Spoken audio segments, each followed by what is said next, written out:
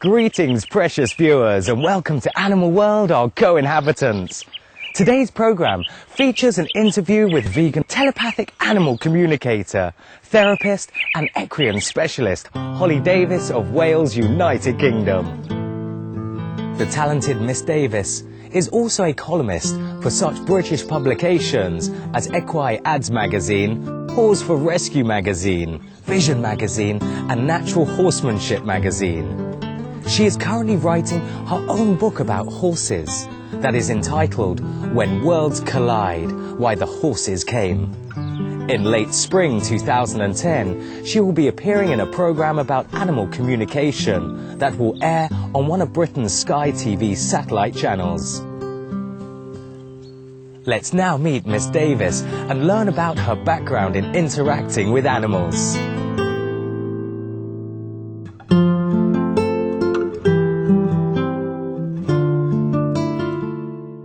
I first got interested in animal communication about 10 or 11 years ago.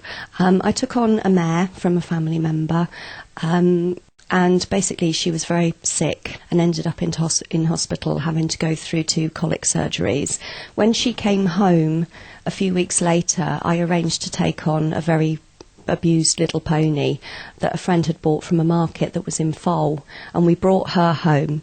And then a few weeks later we had the dentist out to both of them, and what happened then was obviously he tried to treat the little pony that was very abused, and she was very, very frightened, and he told me about an animal communicator called Julie Dicker.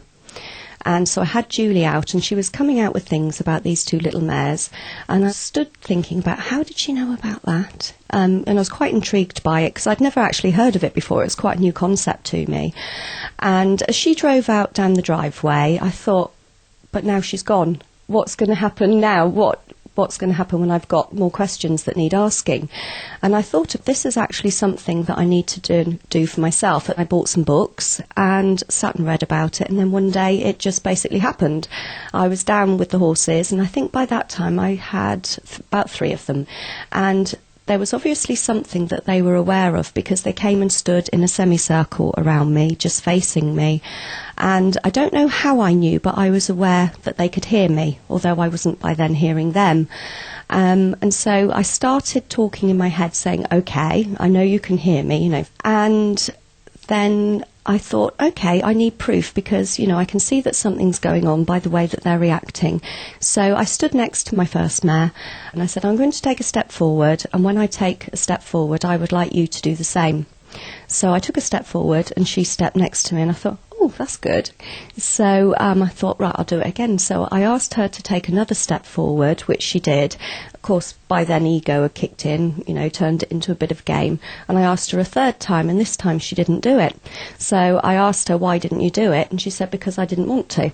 So basically that was the first thing that I ever actually heard from an animal. Now, how does the communication come to you? Does it come in words, pictures? For me, obviously, it can be different for many different people. Usually for me, it will come in the form of words, pictures and feelings. The pictures I have just sometimes, and the feelings is usually when the emotion is incredibly strong rather than just everyday emotions. So for me, it's primarily the voice that I hear from the animal. Although it sounds like my own voice at the time, it will take on different tones. It will be more masculine or more feminine.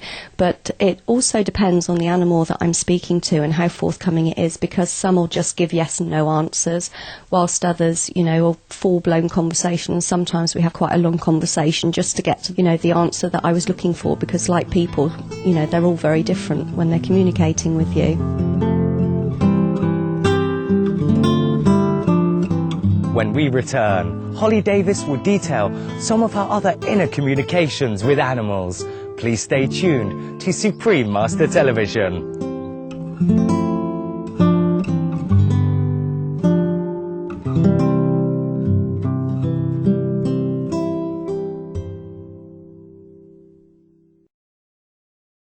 Welcome back to Animal World, our co-inhabitants, here on Supreme Master Television, as we resume our interview with vegan telepathic animal communicator, therapist and equine specialist Holly Davis from the UK. Miss Davis conducts workshops where people can learn how to connect inside with animals, offers a diploma course through Stonebridge College UK in animal communication and conducts consultations to help human caregivers learn more about their animal companions' behaviour and how to best meet their needs. Miss Davis now shares more of her experiences of receiving messages from the animals.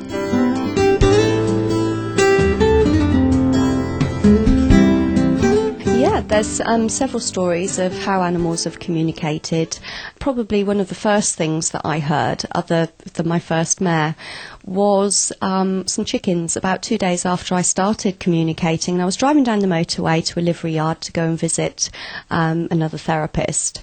And as the chicken lorry went past, and it had all, the crates on the back, and I was asking the chickens as they went past, how do you feel about this? It looks very drafty because, of course, they were all in the open cages. And one of them piped up very indignantly, do you understand that some of our friends are even transported like this in the rain? And asked them if they were aware of where they were going. They were. But at the same point, they were also aware of what they picked up from people, I suppose, from, other people's thoughts that where those particular chickens were going wasn't as bad, as where some of their friends went. So I was quite surprised by that because although it was so awful for them what was coming, there also didn't seem to be any hatred involved. It was all sort of still that compassion for people, even though they knew where they were going. But I think one of the biggest stories for me personally, and one that really changed my life, it actually turned into a beautiful experience, was the death of my first horse. She had been going downhill for quite some time, and we'd had just about every sort of vet and different therapist to her, and she kept saying to me, "Holly, you know how to make me well, you can make me better." And for months and months I tried. She was only about 15, so I thought there's got to be an answer here that I'm missing. And I had an osteopath friend out to her who hadn't seen her for about 18 months, and he just looked at her and he said, "Holly, she looks old." She had Cushing's syndrome and chronic laminitis. And one day, and I thought, okay, I've sussed it. You're actually saying that, your time has come. And when that thought came, it was almost like the sense of, applause going off in the background, Holly, you've got it. And at that moment, I just thought, but I can't lose her. What about me? And I went into the house and I led on my bed and I cried and screamed. I was absolutely hysterical. And I was aware, of how I was behaving, kicking and screaming like a child, led on my bed. And then I heard a voice loud and clear, "Holly, stop it, it's your ego making you do that." And I thought, okay, Holly, wake up. This is about her, not you. And I went out into the field and spent a few hours with her.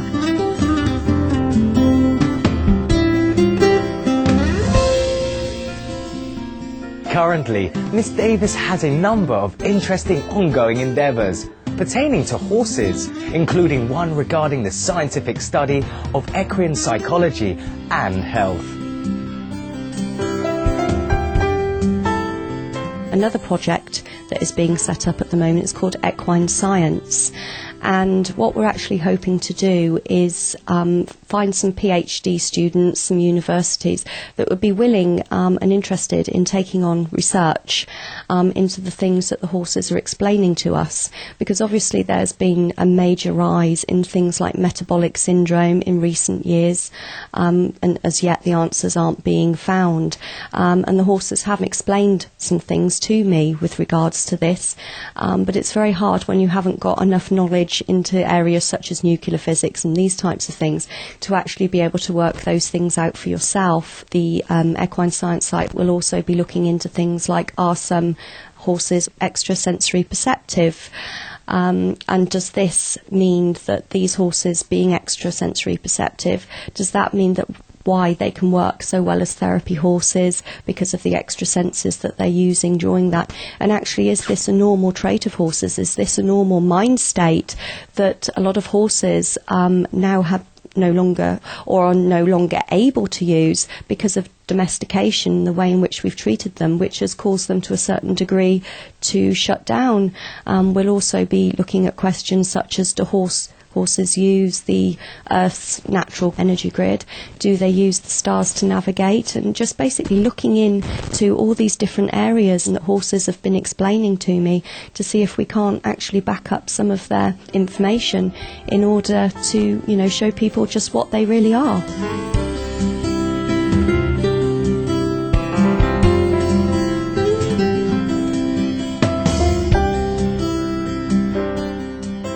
Horses and other animals are truly angels who have come to assist humanity, colour our world and keep our planet in balance.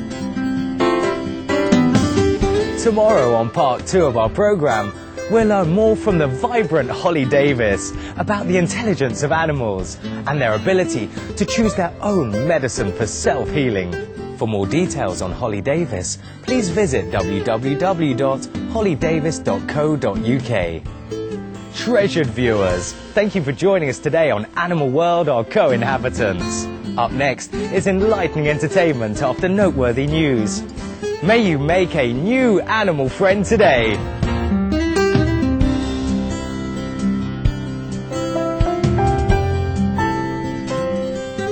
For more details, please visit www.suprememastertv.com/AW.